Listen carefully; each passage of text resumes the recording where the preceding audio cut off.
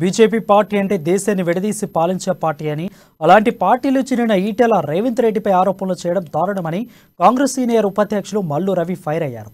BRS నుంచి ఈటెలను బయటకు పంపినప్పుడు ఈటెల పేదల పక్షాన పోరాటం చేశారని సానుభూతి చూపించామని, అలాంటి కాంగ్రెస్పై ఆరోపణలు చేస్తారా అని ప్రశ్నించారు. గాంధీ భవన్ వేదికగా ఆయన ఈటెలపై విమర్శలు కుప్పించారు. ఈటెల బీజేపీలో చేరడమే కాకుండా ఆ పార్టీలో ఇతర పార్టీల వారిని చేర్చి కమిటీకి చైర్మన్ అయ్యారంటే ఈటెలు ఎంత చేజారిపోయారో తెలుస్తుందన్నారు. మీరు మరొకసారి కాంగ్రెస్ పై రేవంత్ రెడ్డి పైన ఇష్టం వచ్చినట్లు మాట్లాడితే ఊరుకోమని వార్నింగ్ ఇచ్చారు. జిల్లా అధ్యక్షులు, ఎంపీలు, ఎమ్మెల్యేలు, ఎమ్మెల్సీలు, జనరల్ సెక్రటరీలు, వైస్ ప్రెసిడెంట్లు అందరి అభిప్రాయం మెజారిటీ రేవంత్ రెడ్డికి పిసిసి ఇవ్వాలంటే ఇచ్చారు.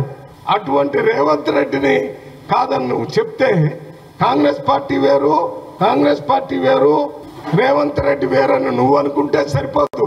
ఇవాళ రాష్ట్రంలో ప్రతి కాంగ్రెస్ కార్యకర్త, ప్రతి నాయకుడు రేవంత్ రెడ్డి చేస్తున్నటువంటి పోరాటానికి పూర్తిగా సపోర్ట్ చేస్తున్నారు.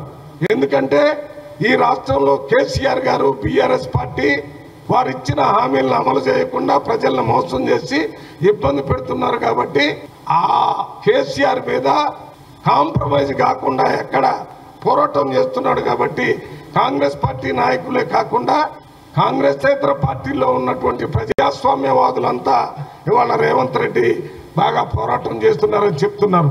నీలాంటి పార్టీ పోరాట పార్టీ నుంచి మరి బీజేపీ పార్టీలో చేరినటువంటి వాళ్ళు తప్ప అందరూ